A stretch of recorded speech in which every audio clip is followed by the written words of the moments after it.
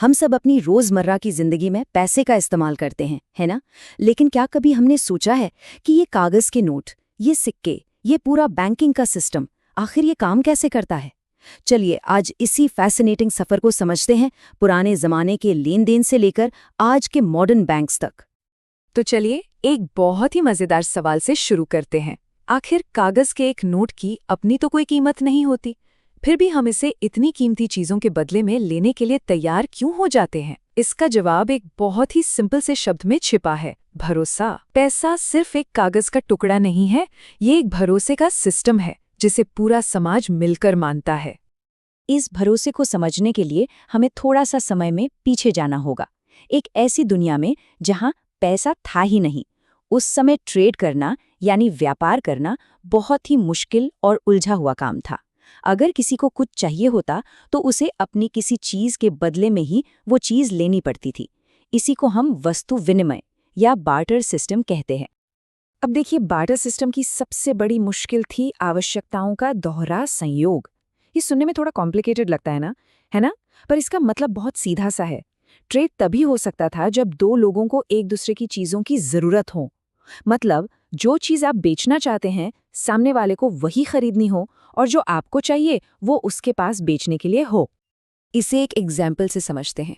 सोचिए, एक जूता बनाने वाला है, उसे गेहूं चाहिए। अब उसे ना सिर्फ एक ऐसा किसान ढूंढना होगा जिसके पास फालतू गेहूं हो, बल्कि उस किसान को जूतों की जरूरत भी होनी चाहिए। सोचकर देखिए, ऐसा मिलना कितना मुश्किल रहा होगा। ये तो किस्मत की बात हो गई। और इसी बहुत बड़ी मुश्किल को हल करने के लिए एक रेवोल्यूशनरी आइडिया सामने आया, मुद्रा यानी मनी। ये सिर्फ नोट या सिक्के नहीं है, बल्कि भरोसे पर चलने वाली एक टेक्नोलॉजी है जिसने व्यापार करने का तरीका हमेशा के लिए बदल दिया। तो मुद्रा ने ऐसा क्या किया? उसने आवश्यकताओं के दोहरे संयोग की जरूरत को ही खत्म कर दिया। अब जूता बनाने वाले को ऐसा किसान ढूंढने की जरूरत नहीं जिसे जूते चाहिए। वो बस अपने जूते किसी को भी बेचकर पैसे ले सकता है और फिर उन पैसों से किसी से भी गेहूं खरीद सकता है। पैसा यहाँ एक मीडियम ऑफ एक्सचेंज यानी विनिमय का माध्यम बन गया। ठीक है, तो फिर सवाल ये उठता है कि आज जो करेंसी हम इस्तेमाल करते हैं उसकी वैल्यू क्यों है? वो तो सोने या चांदी की तरह कीमती धातु से भी नहीं बनी है। उसकी वैल्यू आती है सरकार की गारंटी से। भारत में रिजर्व बैंक ऑफ इंडिया यानी आरबीआई करेंसी जारी करता है और कानूनन कोई भी इसे लेने से मना नहीं कर सकता। यही सरकारी वादा और हम सबका भरोसा इसे वैल्यूएबल बनाता है। अच्छा, अब जब हमने पैसे को समझ लिया है, तो चलिए इस सिस्टम के दूसरे सबसे बड़े प्लेयर की बात करते हैं, बैंक। बैंक सिर्फ पैसे जमा करने की एक सेफ जगह नहीं है, वो हमारी इकोनॉमी में साख यानी क्रेडिट या लोन बनाने का एक इंजन है। बैंक का काम असल में बहुत सिंपल है। वो एक पुल की तरह काम करते हैं। वो उन लोगों से पैसा जमा करते हैं जिनके पास एक्स्ट्रा मनी है, और फिर उस पैसे को उन लोगों को लोन के तौर पर देते हैं जिन्हें इसकी जरूरत है। तो एक तरह से बैंक बचत करने वालों और कर्ज लेने वालों को जोड़ते हैं। पर क्या बैंक हमारे जमा किए हुए सारे पैसे को लोन पर दे देते हैं? नहीं, ऐसा बिल्कुल नहीं है। भारत में बैंकों को अपनी कुल जमा का लगभग 15% हिस्सा कैश के रूप में अपने पास रखना पड़ता है। ये इसलिए ताकि अगर कोई अपना पैसा निकालने आए तो बैंक उसे दे सकें। बाकी की जो रकम बचती है उसे बैंक लोन्स देने के लिए इस्तेमाल करते हैं। अब बात करते हैं साख यानी क्रेडिट की। ये एक ऐसी चीज है जिसके दो चेहरे हैं। ये किसी के लिए तरक्की का रास्ता खोल सकता है तो किसी को कर्ज के गहरे जाल में फंसा भी सकता है। आसान भाषा में कहें तो साख या क्रेडिट एक वादा है, एक ऐसा समझौता जहां कोई आपको इस वादे पर पैसे या सामान देता है कि आप भविष्य में उसे लौटा देंगे। हमारी पूरी इकोनॉमी इसी लेनदेन पर चलती है। चलिए इसे दो छोटी कहानियों से समझते हैं। एक तरफ सलीम है जो जूते बनाता है। उसे एक बड़ा ऑर्डर मिलता है।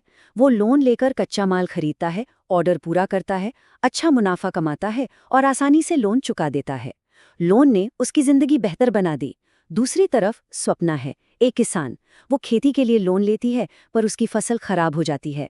अब वो न तो लोन चुका पाती है और ऊपर से कर्ज के बोझ तले दब जाती है।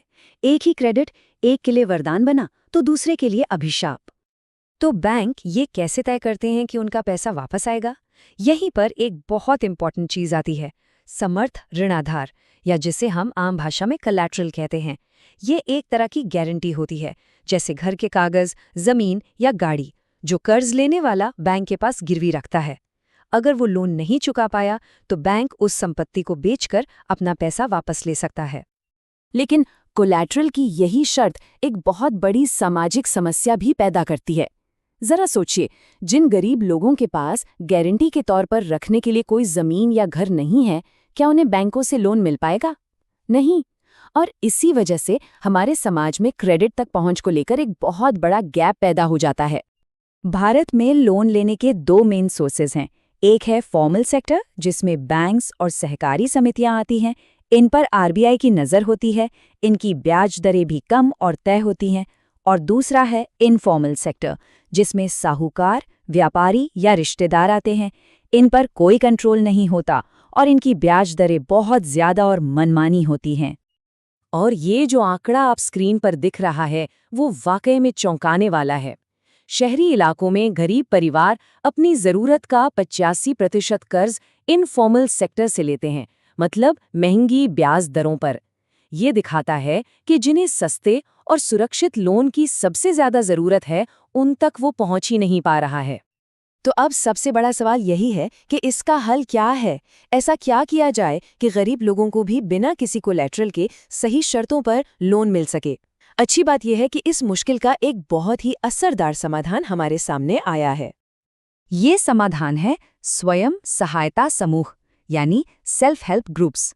ये 15 से 20 लोगों के छोटे छोटे ग्रुप्स होते हैं, खासकर महिलाओं के, जो अपनी थोड़ी थोड़ी बचत को एक जगह इकट्ठा करते हैं। फिर जब किसी सदस्य को जरूरत होती है तो वो इसी जमा पैसे से बिना किसी कोलैटरल के छोटा लोन ले सकता है। और जब ग्रुप लगातार बचत करता है तो बैंक भी उस पूरे ग्रुप को लोन देने के लिए तैयार हो जाते हैं। ये महिलाओं को आर्थिक रूप से मजबूत बनाने का एक जबरदस्त तरीका है। और इस पूरी बातचीत का सार ग्रामीण बैंक के संस्थापक और नोबेल पुरस्कार विजेता प्रोफेसर मोहम्मद यूनुस के इन शब्दों में छुपा है। उनका कहना है कि अगर गरीब लोगों तक सही शर्तों पर क्रेडिट पहुंचाया जाए तो यही लाखों लोग अपने छोटे छोटे कामों से देश में विकास का सबसे बड़ा चमत्कार कर सकते हैं। उचित साख सिर्फ पैसा नहीं है, ये एम्पावरमेंट है।